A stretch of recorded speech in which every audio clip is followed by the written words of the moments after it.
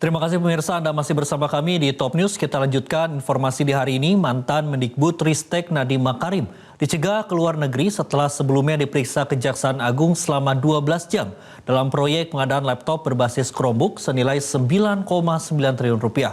Apakah ini indikasi Nadiem akan jadi tersangka? Berikut ulasannya dalam Top Review. Tunggu apa lagi bersama Kata Uma. Renyahnya bikin lagi dari telur dan bahan alami. Tunggu apa lagi? Dapatkan sekarang. Kata Oma.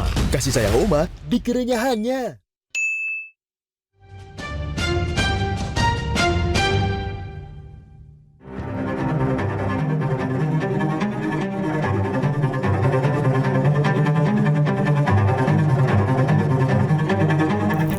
Hari Senin 23 Juni, tampak mantan Mendikbudristek Nadiem Makarim mendatangi Gedung Kejaksaan Agung Jakarta.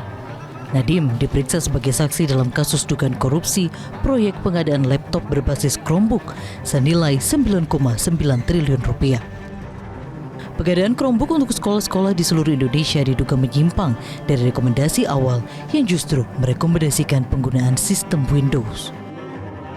Kejaksaan Agung mencium adanya indikasi perubahan spesifikasi teknik dan pemaksaan penggunaan operating system Chrome meski dari hasil uji coba pada 2019 menunjukkan penggunaan 1000 unit Chromebook tidak efektif sebagai sarana pembelajaran.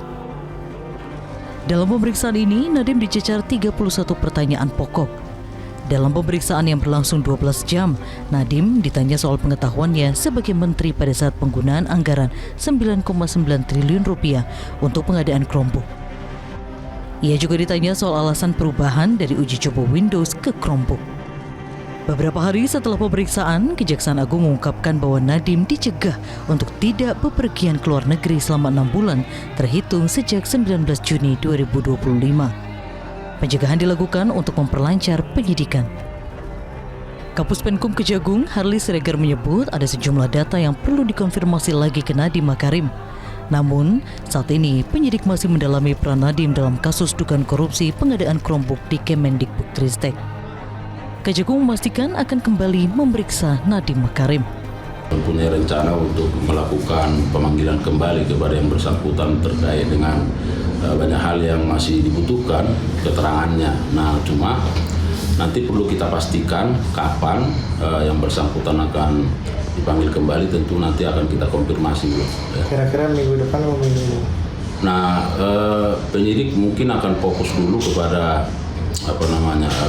saksi-saksi lain ya untuk melakukan cross check terhadap berbagai informasi ya sebelum tentu melakukan pemanggilan juga kepada yang bersangkutan. Nah, ini sedang direncanakan.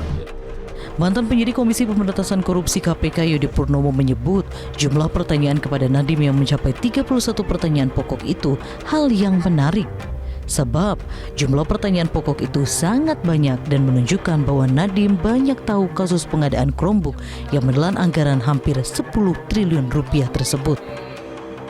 Ya, bagi saya ini merupakan babak baru ya, karena ketika seorang saksi itu dicekal, tentu ada hal yang penting dan prioritas yang mendesak bagi seorang penyidik sehingga menggunakan kewenangannya untuk mencegahnya berpergian ke luar negeri. Artinya proses pemeriksaan dari Pak Nadiem kemarin yang kita tahu ada sekitar 31 pertanyaan pokok itu tentu belum selesai. Dan ini sangat menarik bagi saya Mbak ya, bahwa ketika seorang dengan statusnya sebagai seorang menteri dalam suatu proyek pengadaan, pertanyaannya di awal saja, pokoknya ya, ini belum yang formil ya, tapi sudah masuk ke material, itu sudah begitu banyak. Artinya saya melihat pengetahuan ya Pak Nadiem ya di dalam kasus proyek pengadaan barang Chromebook ini ya yang hampir 10 triliun ya, itu pasti begitu besar dan banyak perannya ya.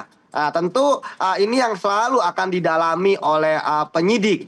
Bagaimana penyidik mendalaminya ya tentu membutuhkan kehadiran Pak Nadiem sewaktu-waktu. Karena kita tahu kan dalam proses bertanya lagi kepada seorang saksi, maka dia tentu mereka akan mencari dulu barang bukti, alat bukti lain, keterangan saksi lain yang kemudian nanti akan dikonfirmasi.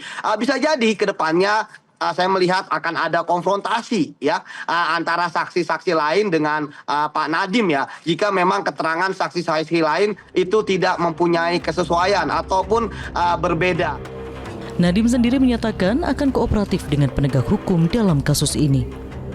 Dalam kapasitas saya sebagai saksi, saya menyampaikan terima kasih dan apresiasi setinggi-tingginya kepada segenap jajaran aparat dari Kejaksaan yang telah menjalankan proses hukum ini dengan baik, mengedepankan azas keadilan, transparansi, dan juga asas praduga tak bersalah.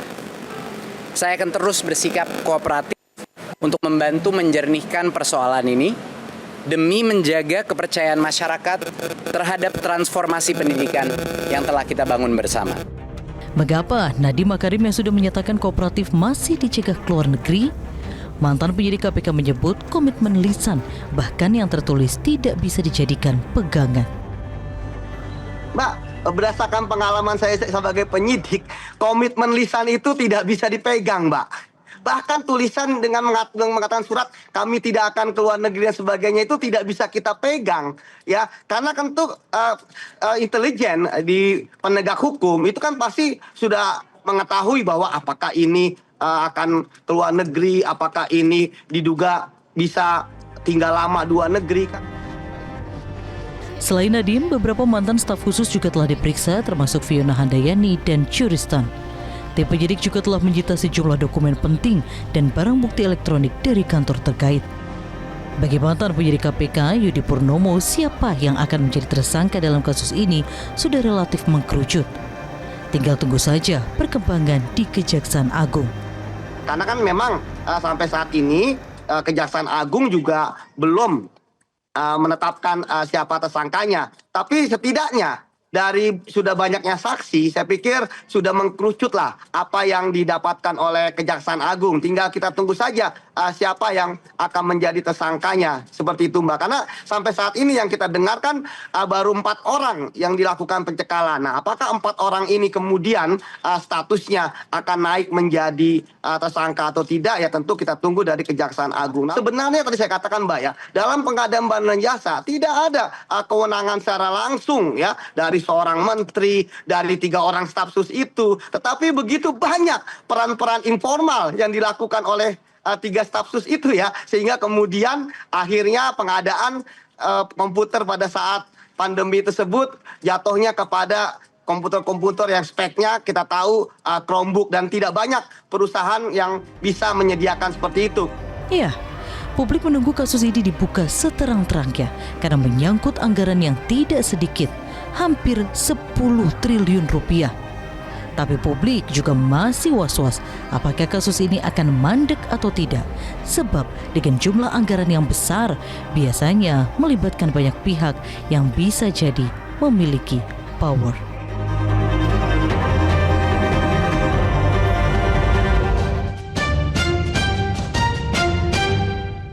Jelajahi cara baru mendapatkan informasi. Download Metro TV Extend sekarang.